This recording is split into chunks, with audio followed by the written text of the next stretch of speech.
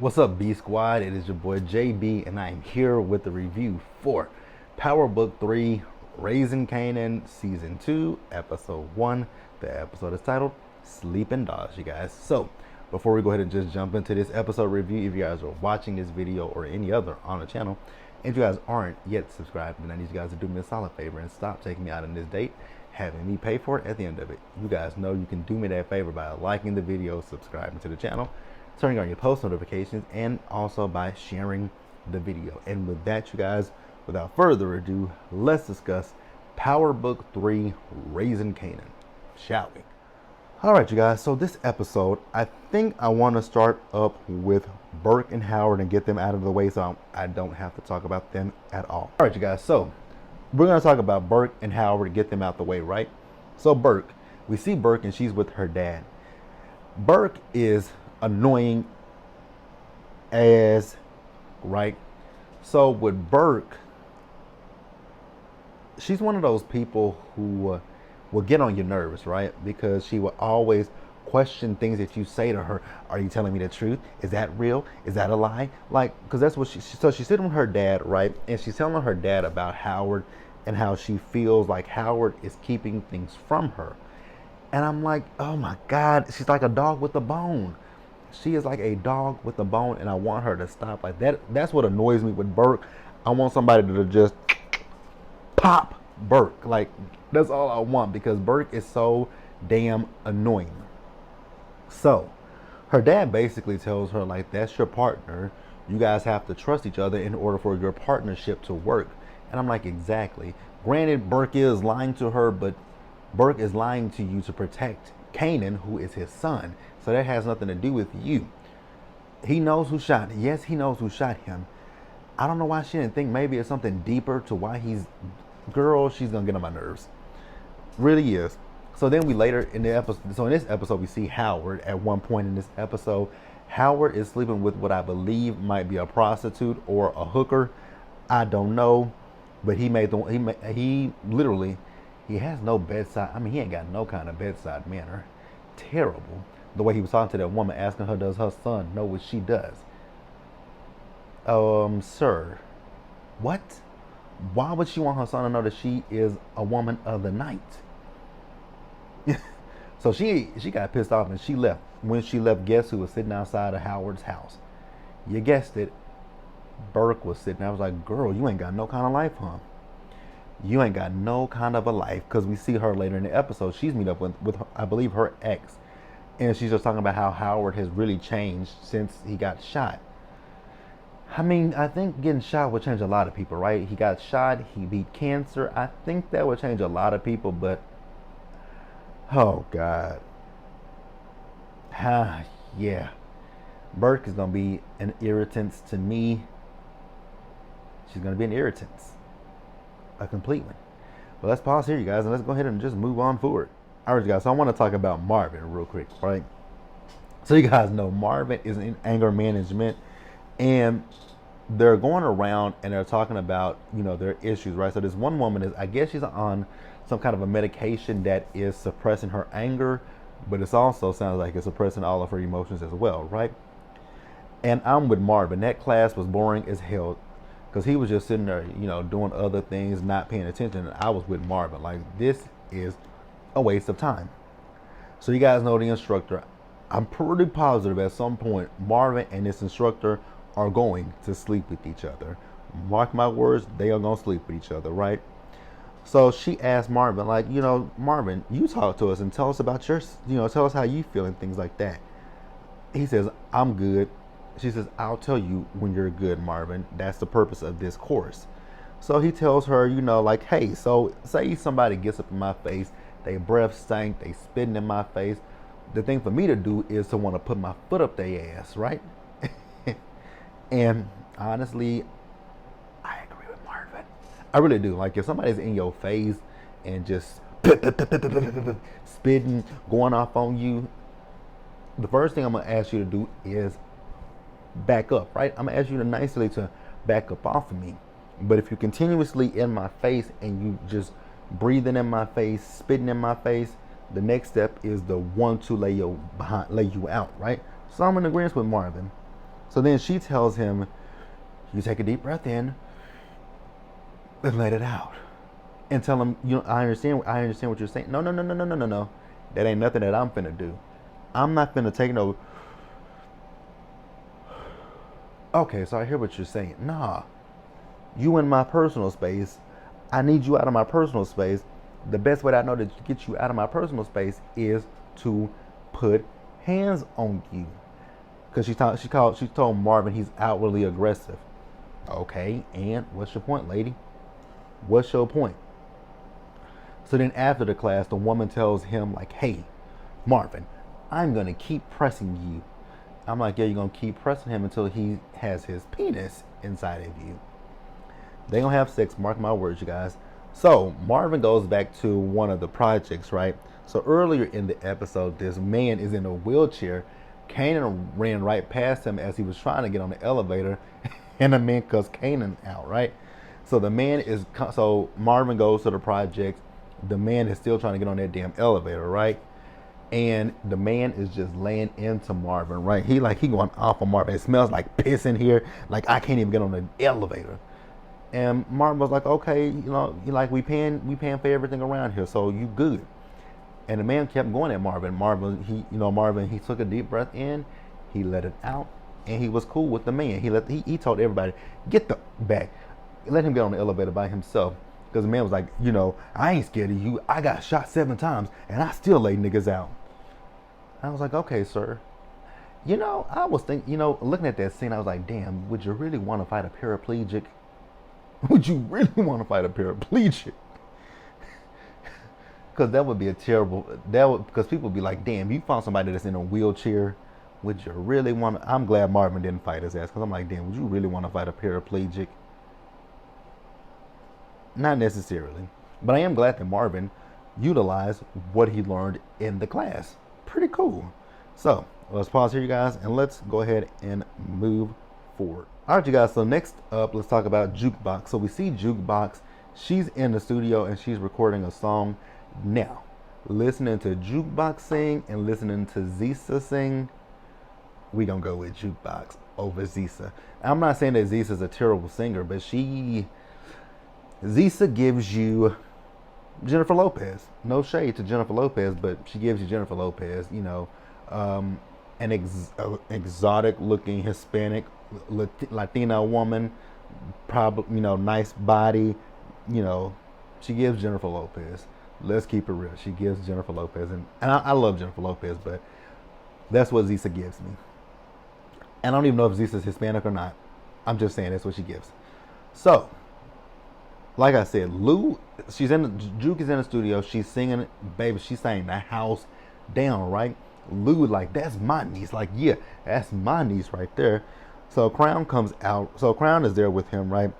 So when Juke comes out of the booth, now, granted, what Crown said is kind of true. It is, well, actually, it's true even to this day. It's still true, especially when it comes to people wanting to market these singers. And I'm gonna give you guys a particular example of a singer that she came out with a song, great song, and I remember nobody knew what this particular. I'm gonna say her name in a minute. Once I tell what happened with Juke. Came out, nobody knew what she looked like until we saw her album cover. You guys probably can guess what I'm talking about, but didn't know who she was until the album cover, and everybody was like, "Wow, that's her." Would have never guessed it. So yeah, so Juke came out of the booth, right? We guys know how Jukebox dressed, right? Granted, again, what Crown said, it is very true of the music industry. They do sexualize women, right? So you don't want to see a woman that is dressed like a tomboy, right? They don't really want to see that because they say they can't sell that because in that industry, sex sells, right? So she's not quote unquote sexy to the men and to the women. She would only be quote unquote sexy to women and women who are lesbians, which is terrible to say. So they gotta sex her up Because that's what she's like. So you want me to be a hoochie mama? Crown said yes. Lou said no. So the example of an artist that when they were saying that, I was like, wow, that sounds kind of like Amanda Perez. If you guys remember Amanda Perez from the early 2000s, when she came out on the scene, because her voice is so soft and so angelic. But then when you saw her album cover, because when I first heard Amanda Perez, in my mind I was picturing what she looked like. I was picturing. I'm like, okay, she's probably got long flowy hair. She's probably a girly girl. But Amanda Perez was not that. She is not a girly girl. She is. I don't know. I don't know if she's a lesbian or not. But the way she dressed, she wore baggy clothes. And see, that's the other thing when it comes to that, because how back in the '90s and 2000s, the girl groups, they would wear baggy clothing, but I mean, look at Aaliyah. She wore baggy clothing, but they still managed to sexualize Aaliyah. So I was like, Crown was telling the truth, but I think Crown could have went about it a different route. So then we see Zisa in the studio, and I was like, oh my God, this again. I'm not saying that she can't sing. It's just that it's not something that I would necessarily buy. It really does give Jennifer Lopez, because I've never, and I'll be honest with you guys, I've never listened to a Jennifer Lopez album. I know her singles, but I don't know a full album of Jennifer Lopez, because her singing just ain't it for me. No shade to Jennifer Lopez, her singing just ain't it for me. So Rock pulls up to the studio because she had been paging Lou, but Lou had not been responding to her pages. And I'm going to talk to you guys a little bit later about why she was paging Lou. So she tells him that they got hit, right? And that Juliana got taken, and they don't know, who did it. So she wants him to put his ears to the streets and see what he can hear. And then she's going to go talk to Warrell because she thinks she knows who did it. And like I said, we'll discuss it a little later. So then we in the scene with Jukebox, we see Jukebox. So we see her as she's following her mother, and she follows her mom to a church where she is singing in the choir. So Jukebox and her mom, they lock eyes with each other. When Jukebox saw her mama, she took off running. Her mom followed in behind her, but by the time she got to that door, baby, Jukebox had fled the scene. So Jukebox was gone. So let's pause here, you guys, and let's move forward. All right, you guys, so let's talk about Kanan and Fame. I really want Fame to stop saying nigga. That's the one thing I want him to do. So we see Kanan as he's leaving the crib, and he is approached by Detective Howard.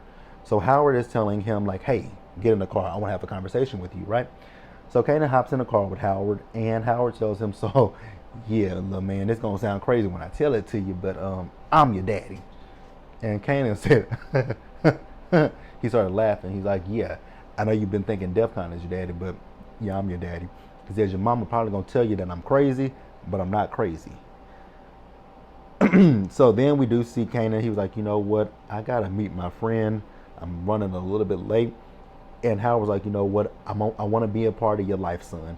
I want to be in your life. So then we see Kanan. So he met up with Fame. And like I said, Fame, stop saying nigga. So Fame is telling Kanan about Scrap. So they think that Scrap took his own life. I was like, okay.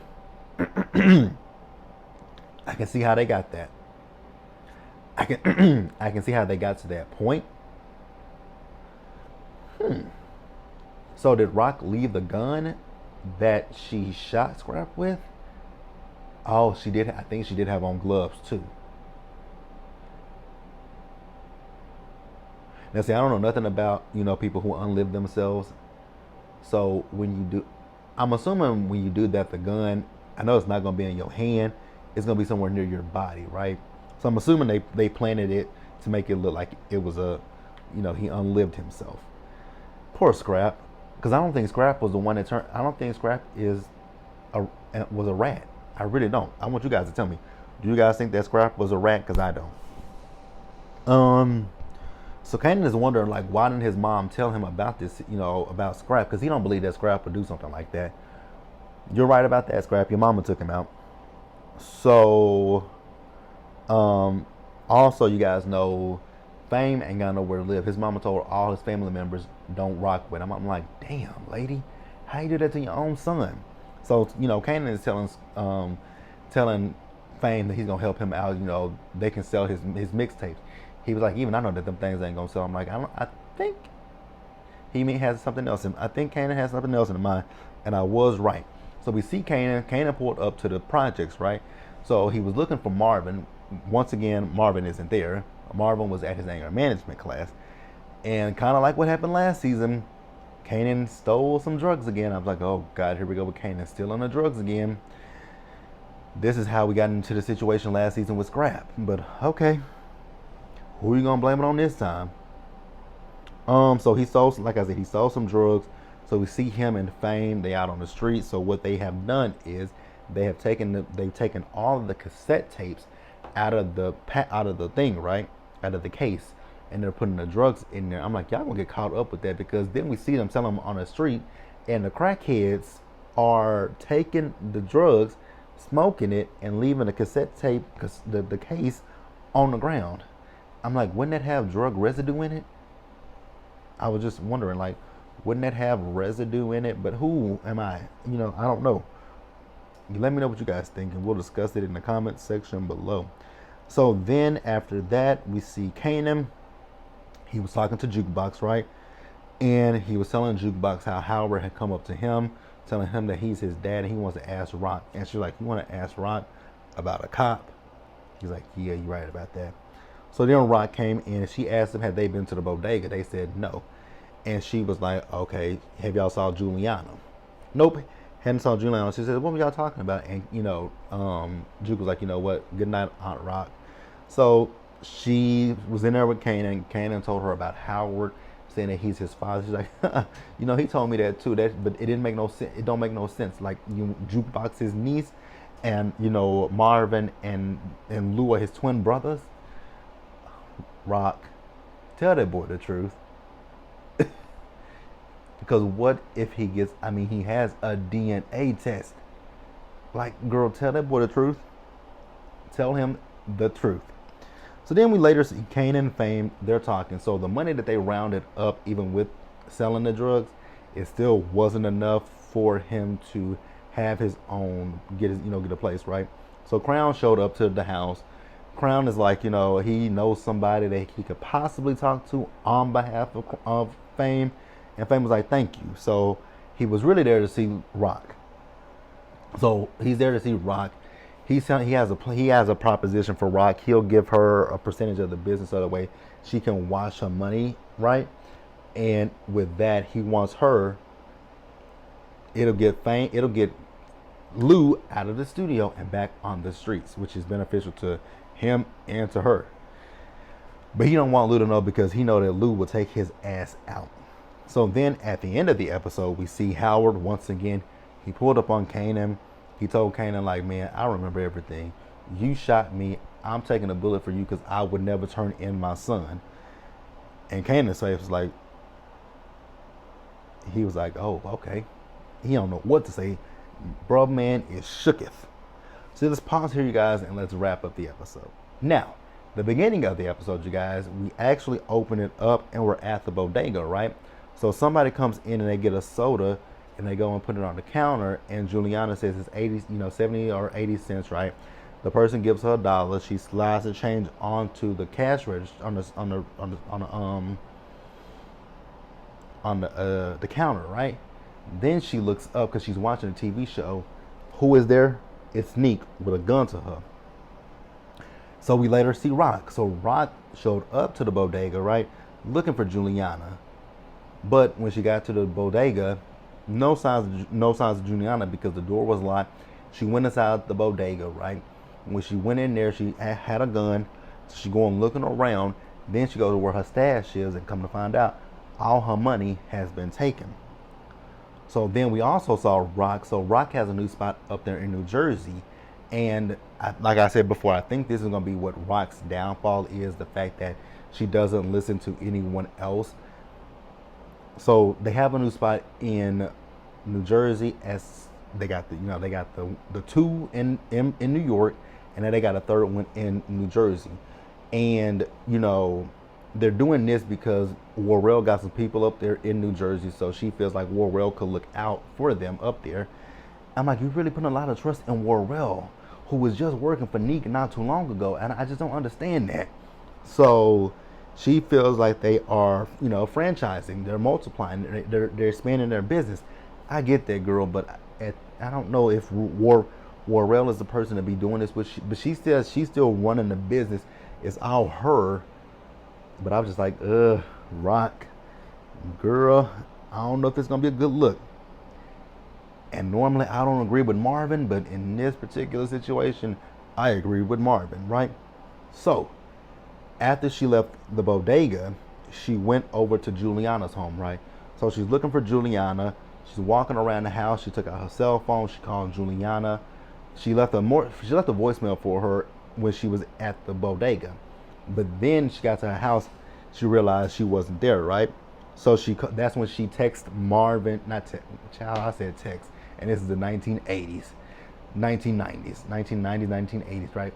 She paged both Marvin and Lou, but Lou ignored her, but she then met up with Marvin, right? So she tells Marvin, like, hey, everything is gone. Juliana is gone. The money is gone. Marvin believes that Juliana took the money and went back home. I was like, I don't think that's what happened, right?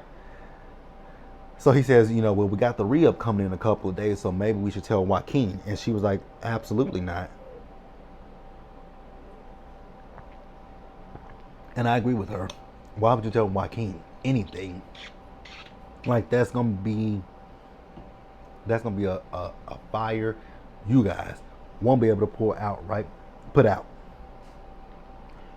So then we see Rock as she has pulled up on Worrell, right? So Worrell is telling her he ain't heard shit. He don't believe that it's Neek.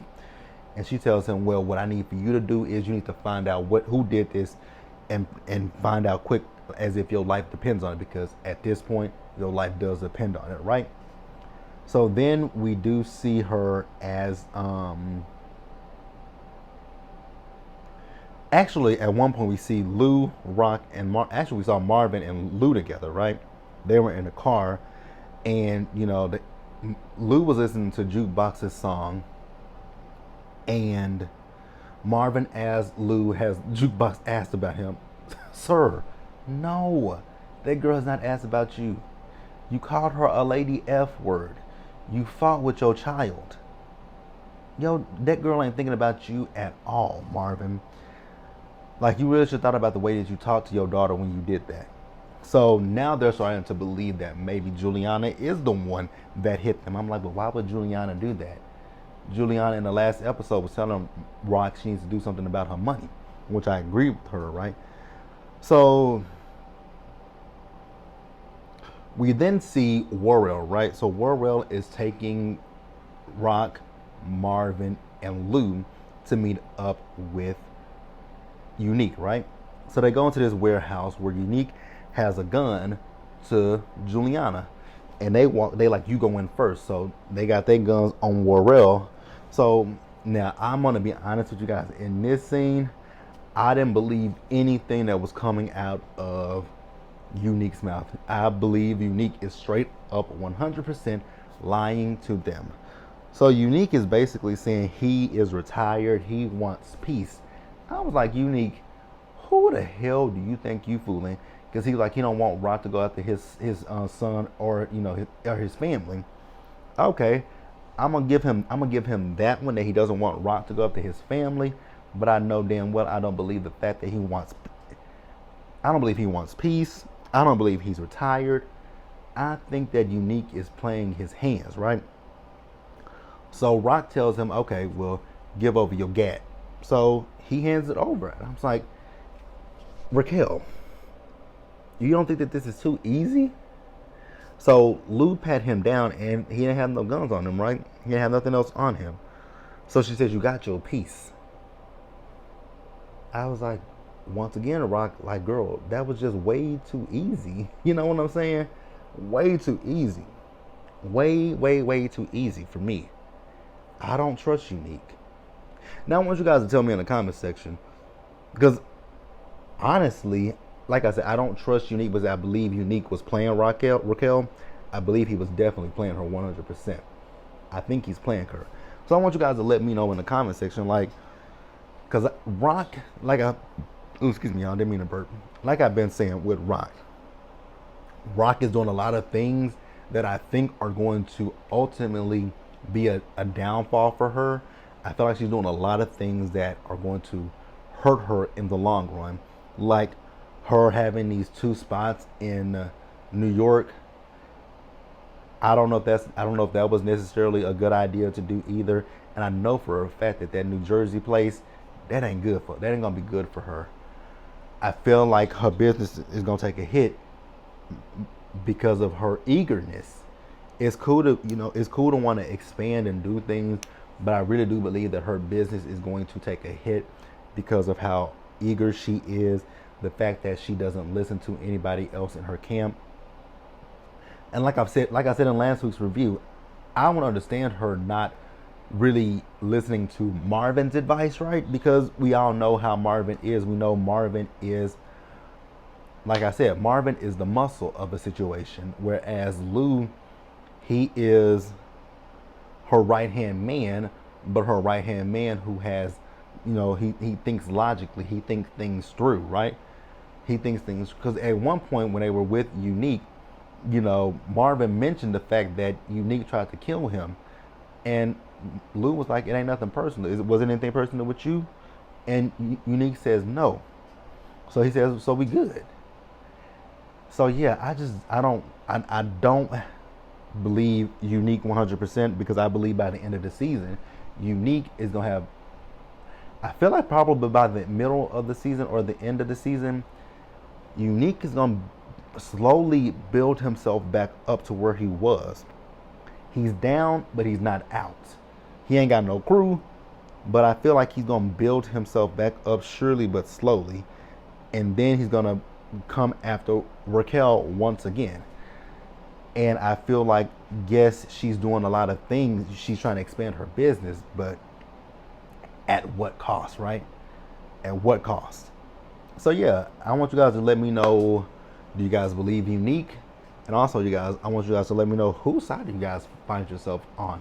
Because I found myself in the middle of this season with Raquel and with Neek. Because you guys remember last season I was against Neek, right? One feeling Neek, I was ready for Neek to be taken out, right? Oh, and Neek also mentioned to her he know that she set him up with that Howard situation, right? But yeah, last season I was Team Rock against Unique, right? This season it's a teeter-totter for me. Like, I still love Raquel. Rock is still my girl, right? I still fuck with Rock. But if I'm being honest with you guys, I see like kind of like now. See, I didn't review the earlier seasons of Power, like season 1 through 3, I believe. But I knew that with Power, I knew that if that show was to ever end, me and my best friend, I said it to my best friend years ago, because I told her, I'm like, if this show was to ever end, what's gonna happen is Ghost is gonna get taken out by Tariq. I had called that years ago. Now with this one, I can't call who would take if we ever get to a series finale with this show, which I'm pretty sure we will. With the series finale of this show, I don't even know if Rock would make it to a series finale. I really don't. I don't think Rock would make it to a series finale. I feel like I know this show is about Kanan, right? So I know at some point we're going to get into Kanan's story when it pertains to Ghost, Tommy, and Angela and Tasha them, right? I know at some point we're gonna mix in those characters.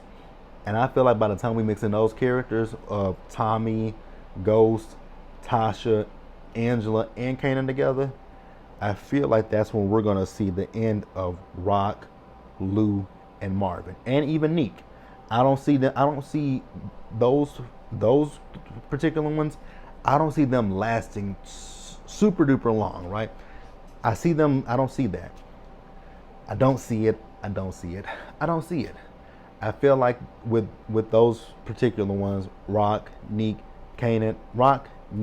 Marvin, and Lou, they're not gonna last a long time on this show, but they're gonna last. They're gonna be around for a good while. I feel like I said, I feel like by the time we get to the story with Kanan, Ghost, Tasha, Angela, if we get to that point, that's a big if. That is a if we get to that point. But I feel like we will at some point, so that way we can understand what happened with everything with their story. But yeah, that's really all I got, you guys. Let me know what you guys thought in the comment section below. Subscribe to the channel, turn on your post notifications, and share the video, you guys. And until the next time, stay safe out there. Take care of yourselves. Wash your hands. Wear a mask. Socially distance. Be blessed. And I'll catch you guys in the next one. Bye, guys.